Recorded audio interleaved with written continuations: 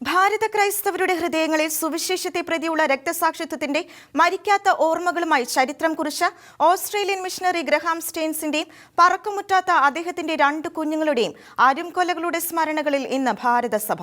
ഇന്നേക്ക് 22 വർഷങ്ങൾക്ക് മുൻപായിരുന്നു ഒഡീഷയിലെ അസാമാന്യ മിഷൻ വേലയ്ക്കുള്ള സ്റ്റെയിൻസ് കുടുംബത്തിന്റെ വീരോചിത പ്രവർത്തനങ്ങൾക്ക് മതവാദികൾ അവരുടെ ജീവനെടുത്ത് പ്രതികാരം ചെയ്തത്.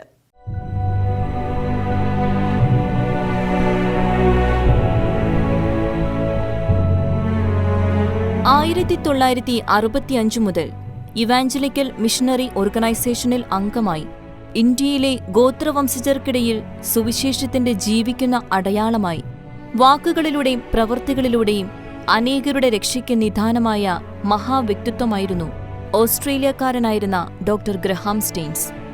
ദരിദ്രരായ ഗോത്രവംശജർക്കിടയിലും അതിലുപരി കുഷ്ഠരോഗികൾക്കിടയിലും ദൈവസ്നേഹത്തിന്റെയും പരസ്നേഹത്തിന്റെയും പ്രതിരൂപമായി നിസ്വാർത്ഥ സേവനങ്ങൾ ചെയ്ത് ഭാര്യയും 3 മക്കളുമടങ്ങുന്ന കുടുംബമായി മിഷണറി വേലയിൽ ഏർപ്പെട്ടിരുന്ന ആ കർമ്മനിരത ജീവിതം ചില പ്രാദേശിക അധികാരികളുടെ അധികാരമേൽക്കോയ്മയ്ക്കും സ്വാർത്ഥ ലാഭങ്ങൾക്കും തടസ്സമായേക്കുമെന്ന ചിന്തയാൽ ഭീഷണികൾക്കും നിർബന്ധങ്ങൾക്കും വിധേയനാക്കപ്പെട്ടു.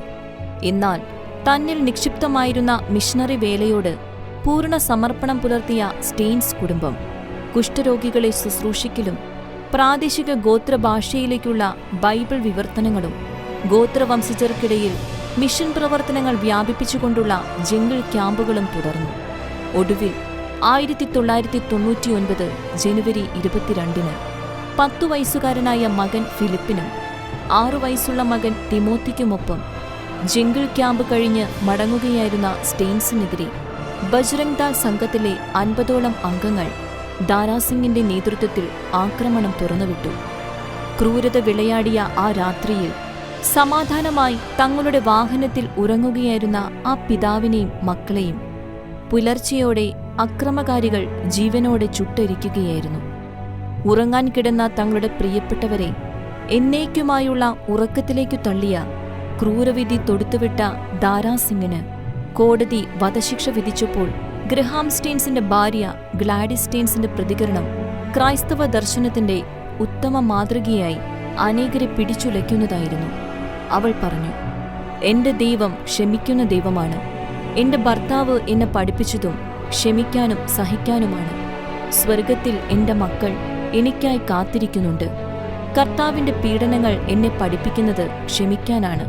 അതിനാൽ എന്റെ കുടുംബത്തിന്റെ ഘാതകരോട് ഞാൻ ക്ഷമിക്കുന്നു."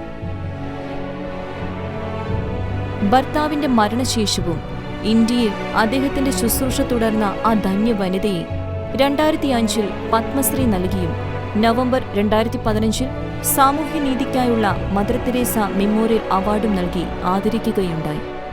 ക്ഷമയുടെയും സ്നേഹത്തിന്റെയും മിഷണറി ചൈതന്യത്തിന്റെയും ആധുനിക കാലഘട്ടത്തിലെ രക്തസാക്ഷികളായി മാറിയ സ്റ്റെയിൻസ് കുടുംബത്തിലൂടെ മരണത്തിനു മുൻപും ശേഷവും ദൈവരാജ്യത്തിന് ഭാരതസഭയിൽ വൻ കൊയ്ത്താണ് ഇന്നും ഉണ്ടായിക്കൊണ്ടിരിക്കുന്നത്. Church desk, Shekinah news.